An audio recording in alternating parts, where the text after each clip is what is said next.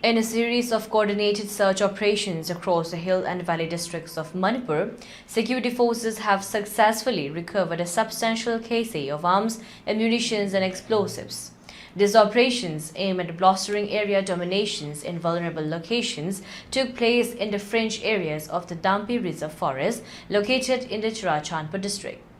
Among the items seized were one 303 rifle, 122 rifle, 2 country-made pistols, 2 pumpies, 10 live rounds of 303, 2 live rounds of 9mm, 5 live rounds of 7.62mm, 5 bore crat cases, 5 pumpy rounds, 2 tear gas grenades, 1 smoke grenade and 2-inch mortar bomb, 10 grade 2 explosive and 20 detonators.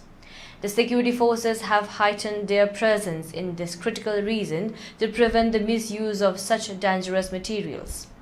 The ongoing security operations are also ensuring the safe and unhindered movement of essential goods across the state.